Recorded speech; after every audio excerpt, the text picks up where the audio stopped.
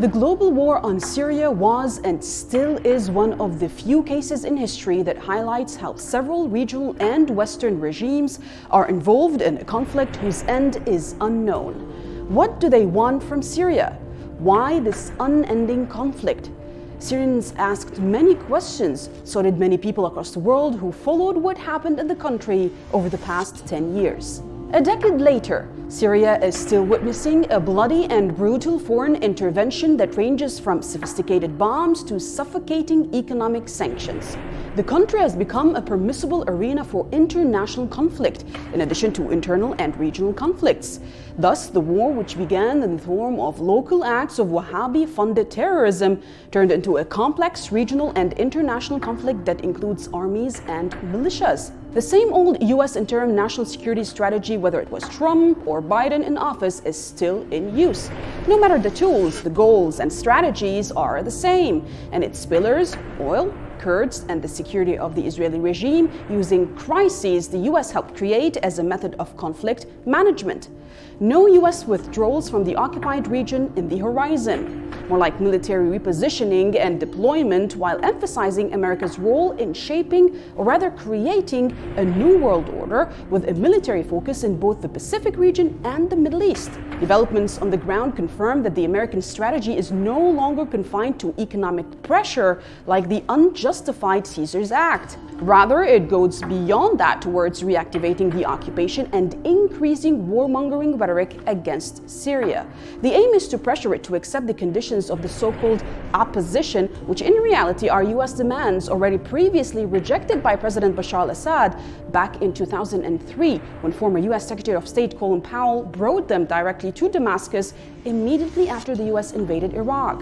Biden now seeks to overcome the loopholes and confusion in dealing with the Syrian crisis during the Trump administration. Proof is how Daesh is back in action, cutting the Syrian-Iraqi border is retained, and sanctions are to take a more tightening role as Israel continues its regular strikes targeting any form of resistance against illegal foreign intervention in Syria. Welcome to the Mideastream. I'm Marwa Osman.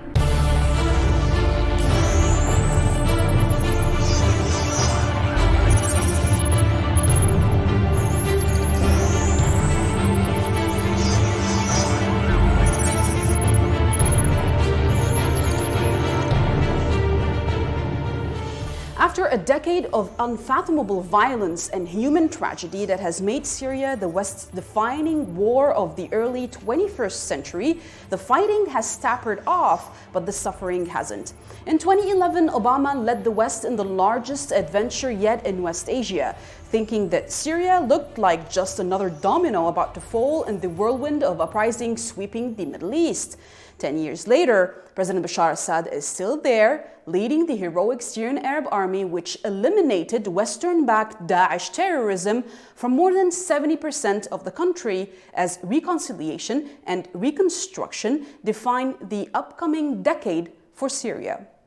To discuss this issue with us from New York is a Syrian diplomat, Ms. Alia Al-Ali. Thank you for being with us, Alia. Now, during their open war on Syria, all throughout the past 10 years, the Americans continued to fabricate internal crises inside of Syria. They have occupied the eastern part of the Euphrates. They have plundered Syria's oil resources. They gave an open green light for Israel to bomb all sorts of facilities, hospitals, schools, you name it, inside of Syria, while suffocating the country with very harsh economic sanctions that could add up to collective punishment.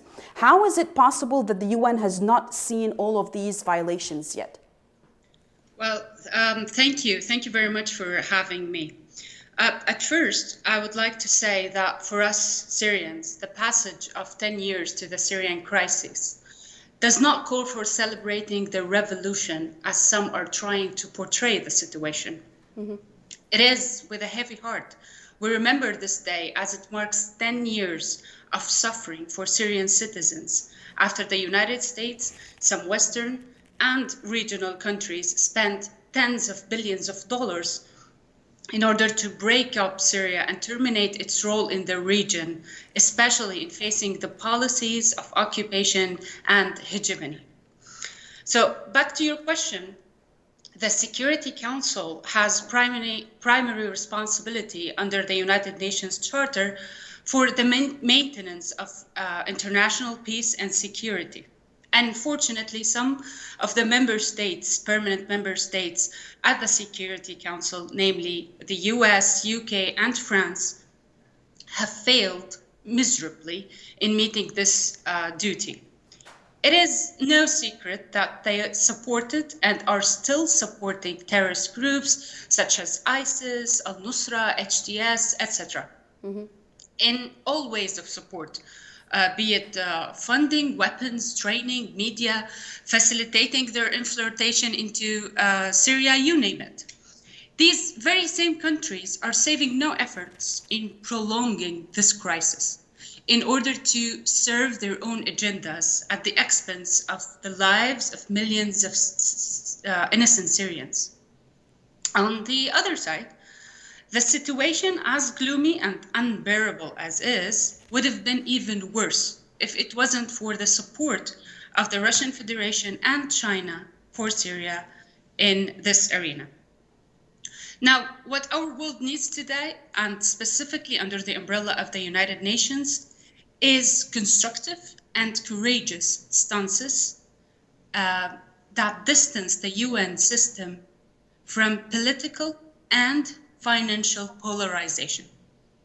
So that when this happens, this distancing happens, the UN can find creative solutions for crises all over the world and make our world avoid the disastrous effects of creative chaos policies and attempts to change legitimate governments. Well, Adia, in the past 10 years, the policy of both Barack Obama and Donald Trump has failed to achieve tangible results in Syria, and that policy of isolating Syria and suffocating it with the sanctions has also failed to bring about any sort of change, especially to the approach of the Syrian government towards any sort of a political solution in Syria. Why is Biden then just playing the same old cards that his predecessors used against Syria?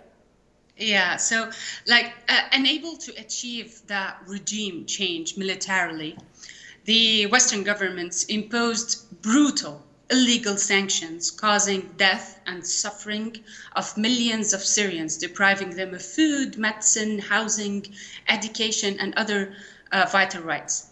These illegal, immoral, inhuman, unilateral coercive measures imposed against Syrians by the European Union, the United States, and other countries seriously amount to a crime against humanity. As a matter of fact, we all saw Trump go out, Biden come in. All that changes is the name over the door. So changing the administration apparently, or as it seems, doesn't mean changing the policies. Yet it is more important now than ever that those government should look realistically at the situation, the current situation, to see what their hostile policies have led to. Then they should, after they look at the situation, they should take measures to correct those wrong policies and adopt new approaches, constructive approaches based on respect for the principles of international law, which allows the restoration of peace and stability in Syria and the region. Well, the current U.S. administration's admission of the failure of the military maneuvers, if you will, against Syria, they are not enough for them to maybe turn on the page of their aggression against the Syrian nation. Rather, it means that they might actually seek to overcome certain loopholes when dealing with the Syrian crisis that Trump had fallen into. What are Syria's options here in the event of a renewal in the violence against Syrian citizens and the Syrian Arab Army itself? Yeah, you see, the resilience of Syrian people and their uniting behind their leadership have led to the failure of the destructive policies that were implemented during the last 10 years.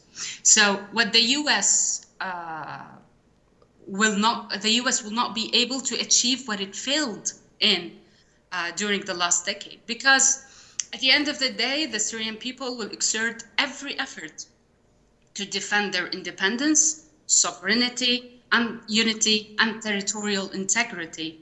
And that's our one and only option. Mm-hmm.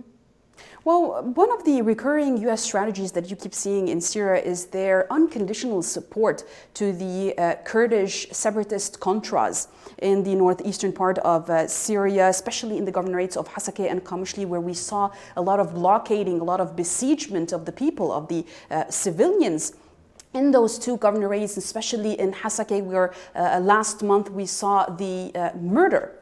That's what it is. They murdered a Syrian security officer in Qamishli, and then they wounded a lot of people also with the shots that they fired at the angry public that wanted this besiegement to be broken. This resulted, as I said, in death and injuries. How will the Syrian government respond to such provocations if it is repeated, especially from the Kurdish Contras, which, by the way, are also Syrian citizens who fall under the law of the Syrian constitution? Well, first, there's an undeniable fact that the U.S. illegal presence on the Syrian territories is going to end sooner or later. Same applies for their proxies, as the separatist Kurdish militias or other proxies.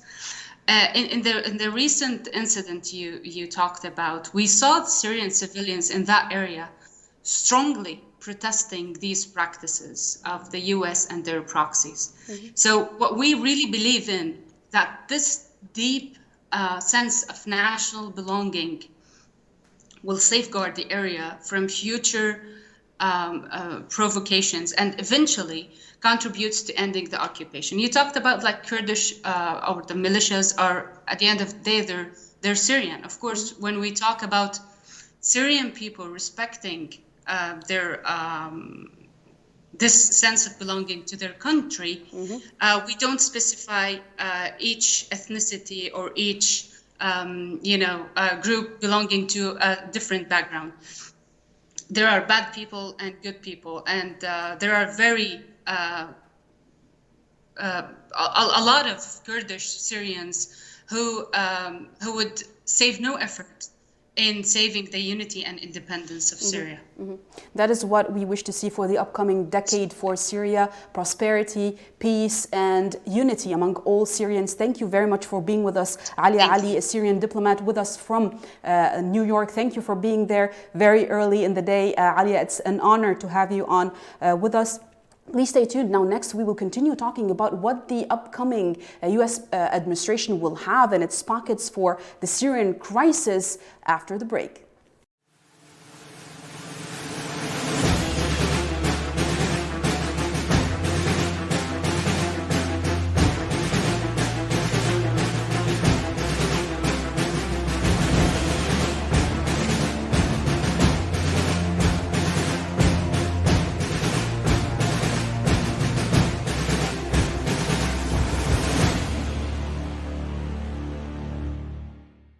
President Biden's foreign policy already seems stuck in the militarist quagmire of the past 20 years. It's a far cry from his campaign promises, by the way, to reinvigorate diplomacy as the primary tool of U.S. foreign policy. In this respect, Biden's approach on Syria shows he's just following into the footsteps of former President Barack Obama and Donald Trump, who both promised fresh approaches to foreign policy, but for the most part delivered more endless wars. Now, Biden resumes Obama's war on Syria in this following report.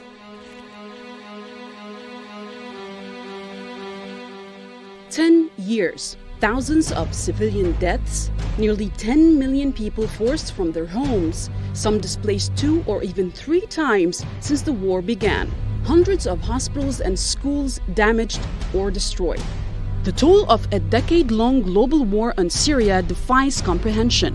A war that was triggered by Takfiri cults, which made way for blatant Western foreign intervention, has spiraled the debacle into one of the most devastating spectacles of brutal neo-colonialism in the region of West Asia. The United States continues to impede the restoration of stability in the country through the imposition of economic sanctions. After its proxies lost most of its frontline advances, Washington is now using various methods of economic and political pressure on international bodies and organizations to turn a blind eye on the repercussions of such bans. A decade into the global war on the Levantine nation, the government in Damascus continues to make strenuous efforts to secure suitable and proper conditions for the return of Syrian refugees, reconstruct industrial and agricultural installations, create job opportunities despite the difficult economic situation in the country, all the while combating terrorism.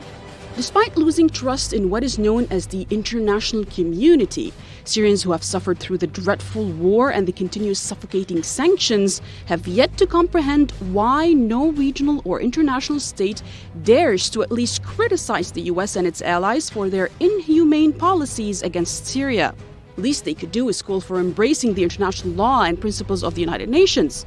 However, it seems those laws and principles only apply on non-colonial states. The US knows very well that the sanctions imposed on Syria target all Syrian people and obstruct the reconstruction process in the war-torn country. Biden knows that sanctions like the Caesars Act prevent the realization of a solution for humanitarian problems in Syria. This form of collective punishment, along with Biden's strikes on the Syrian border, is nothing short of a systematic terrorist campaign aimed at Syria's unity and territorial integrity.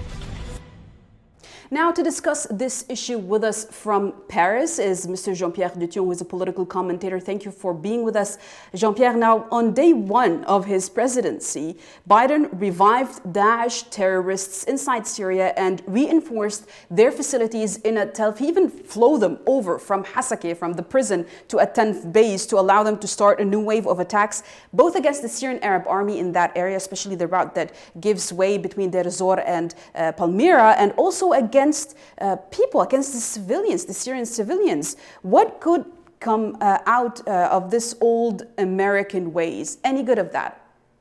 I will tell you something. Like, I looked yesterday or maybe 3 days ago about what's happened with the European money. Don't talk about the American money. We spent millions of dollars, and American also, just to do one thing, to totally destroy a country and to make it go back, to like the Middle Age for nothing. Like all these stories for nothing. No, it's not for nothing, to be totally exact. Mm-hmm. Because if you want to be clear, like the money we sent and the money like Americans are sending and like all the stuff we are doing there are helping a lot the terrorists that we have inside in Europe, in US, because we discovered like many years ago, it's not like recent, that the cash that we are sending to Syria now it's coming back to France or to Europe or to America by car bombings and by terrorist attack and all that. So this is the only way they are using. I mean, sending cash to people to make sure they're going to destroy our own country. This is what we're doing technically. Well, that is very interesting thought right there. And we actually tried to portray that to the Europeans ever since that war began, but they weren't hearing what we were saying there, Jean-Pierre. But Biden's illegal airstrikes on Syria, especially on the border between Syria and Iraq, was on the 36th day of him being president. And it obviously aimed at cutting off that route between Syria and Iraq with what it represents of economic prosperity for both countries, on top of which basically is the Al Bukamal crossing, which is the biggest one of the 3 crossings on the border. Now, Syria and its resistance allies have lost a lot of very fine men, if I may say, to secure that route. Can Syria afford to lose it again, given the upheavals with the economic sanctions and the disastrous economy inside the nation right now? I will tell you something, like when Joe Biden arrived at the White House, he came back with all the old ideas they had about Syria, that they still believe that there is something called, people who are oppressed in Syria fighting against the regime. And it's not what we are seeing today. What we are seeing today is like terrorist groups who are using Western money to terrorize Syria. And when they finish to terrorize Syria, when they have some part-time, we can say, they come to terrorize France, Europe, and US. So technically, attacking Syria like he's doing right now is not the first time that Western world and US and whatever, France or Europe are attacking the country. The problem is like, what's the point? Like, okay, I'm okay with all the strategy, but no one is explaining you what's the point. What's the point? The point of Joe Biden today is to tell that We don't want Bashar Assad anymore. Okay, perfect. What's the solution? What's the other option? What's the guy you are going to put in charge? What kind of guy in 10 years? You are 10 years now. What kind of guy in 10 years who had like you can say the authority to take the Well, mind you, Jean-Pierre, that the people country? that they are striking there at the border are the same people, whether from the Iraqi resistance or the Syrian Arab Army, that have eliminated Daesh. So what really are they trying to do there?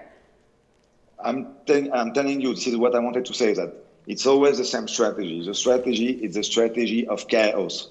It's a strategy of chaos, and to make sure that the country will stay like that. That means in the Middle Age. The problem is like they don't want to have a peaceful place in the Middle East. They don't want to have a place in which Christians, Muslims, and all the religions can live together and to say to the rest of the world, look at us, we are living together, we don't have issue.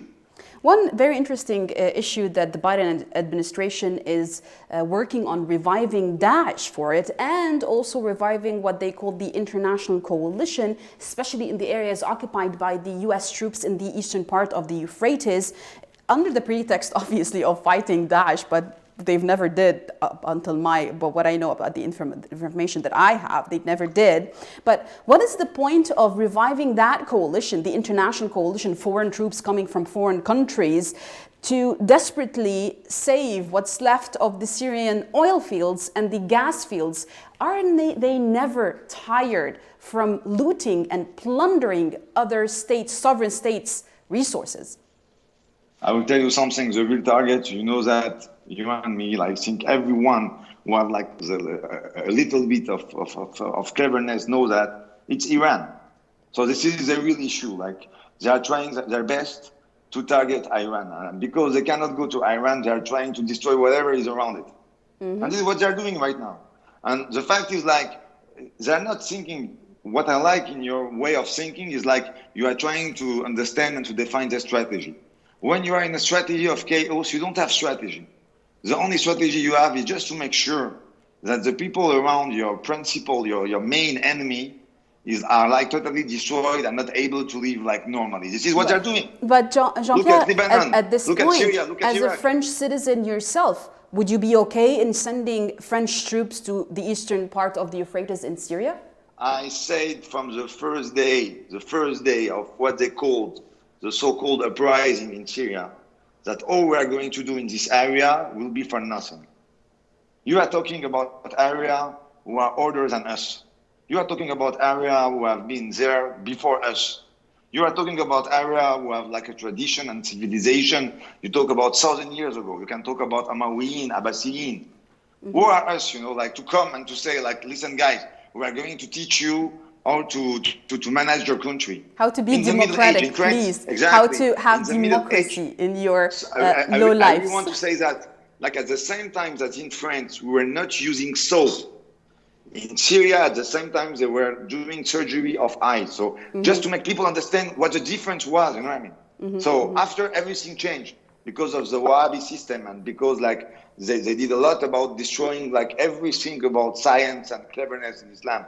But if we talk about the reality of like Islam at the beginning, it was a religion of science. And look what they did about it. So the fact is like in France, I'm telling you again, and people have to listen to that, like we were not even using soap in the Middle Age. And they were doing surgery for eyes in Syria. They have even places for crazy people in asylum and whatever. Like this is the reality of the Umayyads civilization, and we can talk about the Abbasiyin. So look what we were doing at the same time. Jean-Pierre, it's always a pleasure and an interesting way to discuss what's going on in the region of West Asia when you have you on board. But unfortunately, that's the time that we have. And thank you very much, Jean-Pierre Dution, political commentator, for joining us from Paris to talk about what might the US and European administrations be thinking or have in their pockets as surprises, if they may, for the Syrian nation. Thank you for being with us, and thank you for watching. And may the next 10 years be full of serenity, peace, unity, and utmost resistance in the region of West Asia against any occupier and any colonizer. Please watch us again next week on the Mideastream.